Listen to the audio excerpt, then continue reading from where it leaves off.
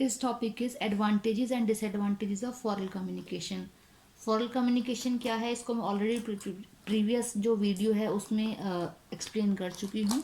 तो आज डिस्कस कर लेते हैं एडवांटेजेस एंड डिसएडवांटेजेस। फर्स्ट है हमारा टॉपिक जो है एडवांटेजेस ऑफ फॉर्मल कम्युनिकेशन, कि अगर हम फॉर्मली कम्युनिकेट किसी से कर रहे हैं तो उसके एडवांटेजेस, उसके फ़ायदे, इसकी इंपॉर्टेंस एक तरीके से बात करें तो क्या है। फर्स्ट पॉइंट है ऑर्डरली फ्लो ऑफ इंफॉर्मेशन, कि अगर हम फॉर्मली कम्युनिकेट कर रहे हैं तो जो इन्फॉर्मेशन का फ्लो होगा वो एक ऑर्डर, एक सीक्वेंस वे में होगा। ठीक है। नेक्स्ट है क्लियर एंड इफेक्टिव कम्युनिकेशन, कि जो फॉर्मल कम्युनिकेशन में अगर हम कम्युनिकेट कर रहे हैं कंपनी में आपस में एक दूसरे के साथ, तो जो हमारा कम्युनिकेशन होगा बिल्कुल क्लियर कट होगा। सेंटेंसेस जो होंगे, जो भी इन्फॉर्मेशन हमें है किसी को फ्लो करनी है वो क्लियर कट होगी, कुछ भी हौच पौच नहीं होगा या चेंजेस उसमें बार बार नहीं आएंगे।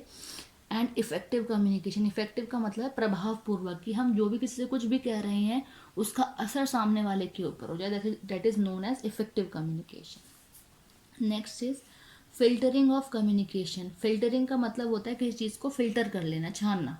ठीक है। तो कह रहे हैं फिल्टरिंग ऑफ कम्युनिकेशन का मतलब है कि हम जो फॉर्मल कम्युनिकेशन में कम्युनिकेट कर रहे हैं किसी से भी, जस्ट एन एग्जाम्पल, अगर हमें अपने कंपनी के बॉस से कम्युनिकेट करना है, बात करनी है, तो हम बहुत सोच समझ करके, ठीक है, रिपोर्टिंग करेंगे या फिर उनसे कम्युनिकेट करेंगे। That is known as filtering of communication, कि जो भी कुछ कम्युनिकेट करेंगे उसको फिल्टर्ड करेंगे, एक परफेक्ट चीज़ हो, बिल्कुल एक्यूरेसी से चीज़ हो, कुछ उसमें रॉन्ग भी कुछ ना हो। ठीक है।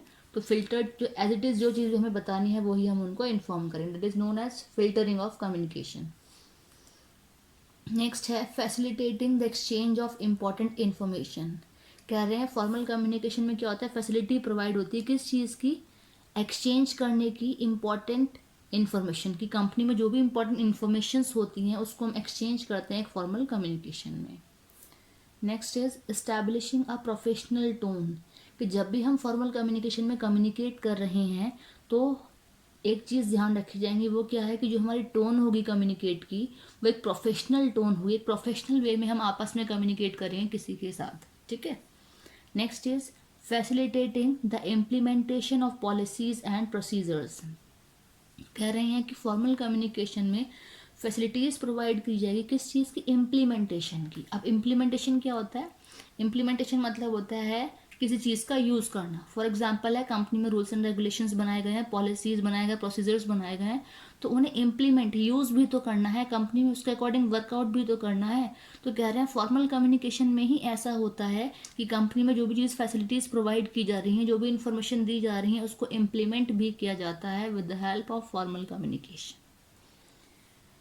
चलिए एडवांटेजेस हमने देख लिए हैं, अब हमारा नेक्स्ट टॉपिक है डिसएडवांटेजेस ऑफ फॉर्मल कम्युनिकेशन। अब इसके फ़ायदे हैं तो नुकसान भी हैं। अब क्या इसके डिसएडवांटेजेस हैं। फर्स्ट है लैकिंग फ्लेक्सिबिलिटी। लैकिंग का मतलब होता है कमी होना किसी चीज़ की, फ्लेक्सिबिलिटी का मतलब होता है चेंजेस, बदलाव।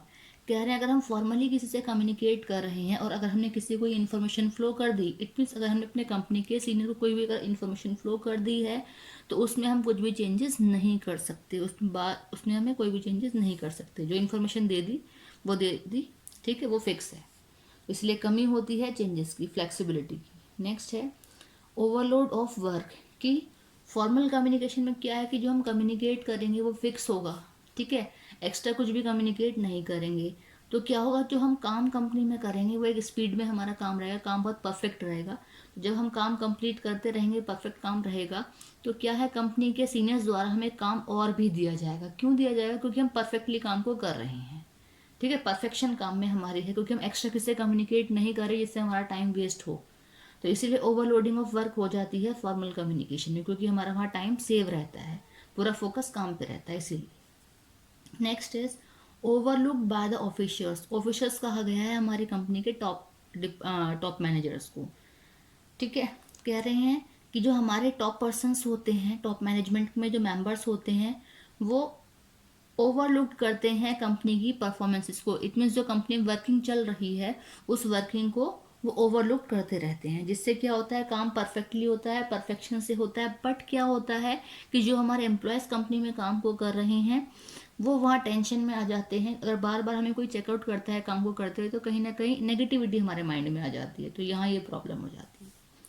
Next is create gaps between top and lower management. कह रहे हैं फॉर्मल कम्युनिकेशन की वजह से जो हमारा टॉप मैनेजमेंट है कंपनी का और जो लोअर मैनेजमेंट है उन दोनों के बीच में गैप मेंटेन हो जाता है। क्यों गैप मेंटेन होता है?